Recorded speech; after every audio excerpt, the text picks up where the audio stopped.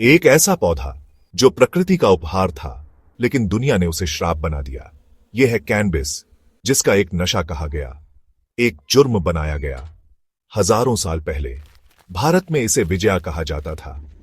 आयुर्वेद के ग्रंथों में यह एक शक्तिशाली औषधि थी, जिसे दर्द, पाचन, चिंता और नींद के लिए इस्तेमाल किया जाता था, और भगवान शिव जी से इसका सीधा संबंध था। लेकिन फिर आई एक साजिश, एक वैश्विक प्रचार। 1930 के दशक में अमेरिका में लकड़ी, कागज, फार्मा और तेल उद्योगों ने देखा कैनबिस एक खतरा है उनके बिजनेस के लिए। इसे बदनाम किया गया, फिल्में बन गई और नाम दिया गया मारिजुआना, शैतान की घास।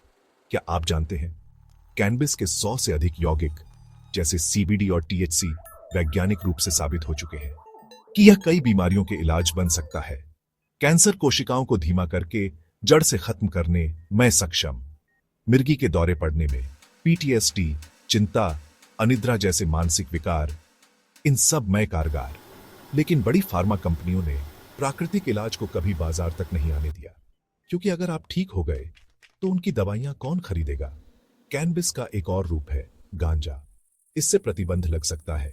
कपड़ा, कागज, ईंधन, बायोडिग्रेडेबल प्लास्टिक। एक एकड़ भांग इक्वल साइन 4 एकड़ पेड़ का काम कर सकता है। लेकिन यह चीज लीगल नहीं, क्योंकि पेट्रोकेमिकल और प्लास्टिक लॉबी चाहती है आप उनका तेल खरीदें, नेचर नहीं। 1970 के दशक में वॉर ऑन ड्रग्स की शुरुआत हुई, पर असल वॉर ड्रग्स पर नहीं थी। ये एक राजनीतिक उपकरण था अल्पसंख्यकों और स्वतंत्र विचारकों को जेल में डालने का। कैनबिस के नाम पर लोगों को क्रिमिनल बनाया गया, सिर्फ एक एजेंडा के लिए, कंट्रोल। एक और राज जिसके बारे में बहुत कम लोग जानते हैं।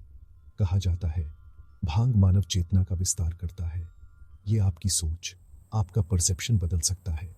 तो सोचिए, अगर लोग ज्यादा जागरूक हो जाएं, तो सिस्टम का कंट्रोल कैसे चलेगा। ये सिर्फ एक पौधा नहीं है, ये है एक दबी हुई दवा, एक आध्यात्मिक उपकरण और एक आर्थिक क्रांति है। और शायद इसलिए ये बैन है। कैनबिस, वह पौधा जो दुनिया को ठीक कर सकता था, अगर वे ऐसा करने देते।